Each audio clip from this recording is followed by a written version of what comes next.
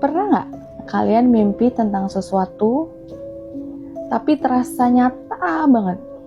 Mimpi dimana ketika kamu bangun, kamu merasa takut banget. Episode kali ini bercerita tentang pengalamanku sendiri waktu masih kecil. Dengerin ya, Naya punya cerita lagi.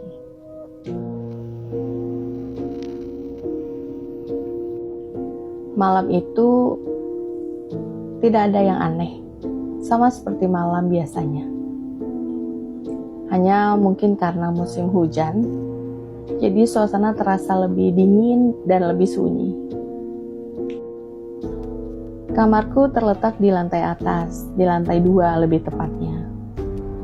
Ada balkon di depan kamarku, dengan jendela-jendela besar yang sengaja dibuat oleh bapak supaya cahaya matahari bisa masuk dengan leluasa. Aku selalu tidur sekamar dengan kakak kembarku. Ya, kami kembar. Kami terbiasa tidur berdampingan sejak kecil. Dan mungkin karena itu pula kejadian yang kami alami terasa jauh lebih mengerikan. Malam itu aku bermimpi. Dalam mimpiku, aku melihat ada beberapa anak sedang mencoba melompati pagar rumahku. Pagar rumahku lumayan tinggi, sekitar 170 cm. Dan aku melihat ada beberapa anak yang mencoba melompati pagarku. Mereka berhasil masuk. Semakin dekat, aku memperhatikan wajah itu. Wajah mereka bukan wajah anak-anak. Kulitnya kusam, matanya cekung, dan senyumnya. Aku tidak akan pernah lupa senyum itu. Terlalu lebar untuk sebuah senyum. Mereka bergerak lincah, melompat tanpa suara, semakin mendekati ke rumahku. Dan pandangan mereka semua tertuju di satu tempat, kamarku. Aku terbangun dengan nafas terengah. Keringat membasahi leherku, dan dadaku terasa sesak. Aku menengok ke kasur sebelah, tempat kakakku tidur biasanya. Oh, dia masih tidur. Aku pikir waktu itu aku tidak mau mengganggunya. Tapi, tidak lama, dia terbangun dengan kondisi yang sama persis dengan aku. Terengah, keringat basah, kemudian kami saling bertatapan. Tapi tidak ada yang bicara. Kami tidak saling bercerita tentang mimpi yang kami alami masing-masing. Tapi setelah itu kamar terasa sempit, terasa terlalu dingin. Kami akhirnya tertidur lagi. Paginya kakakku lebih dulu bangun, kemudian teriak-teriak memanggil aku. Aku menghampirinya dan bertanya-tanya, kenapa, ngapain pagi-pagi teriak-teriak.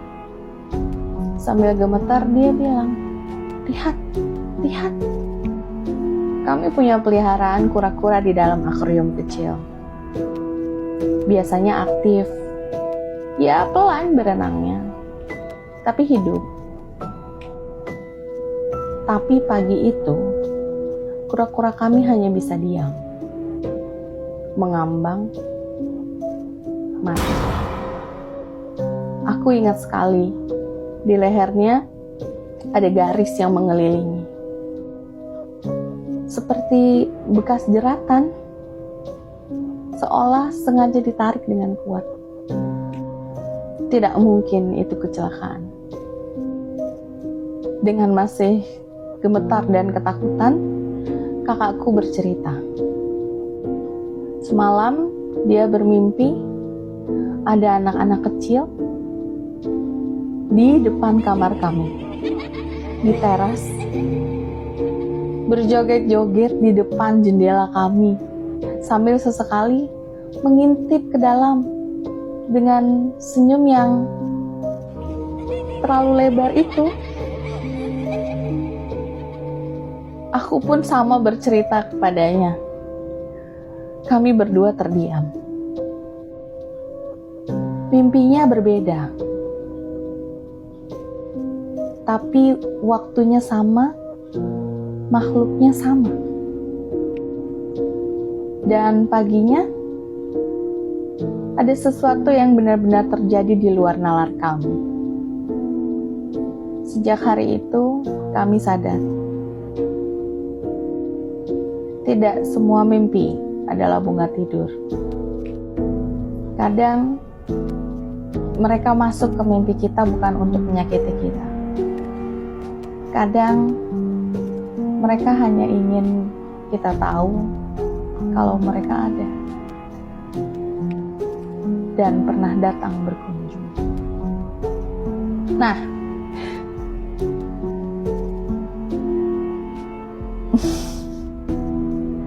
gak bisa ngomong apa-apa, masih keinget banget. Setelah malam itu, besoknya lagi, nggak tahu sampai berapa hari setelahnya itu kami nggak mau tidur berdua aja. Kami culik ibu kami untuk ikut tidur bersama kami tiap malam. Aku pamit ya. Nanti malam, kalau kalian mimpi, aku nggak ikut-ikut. Assalamualaikum warahmatullahi wabarakatuh.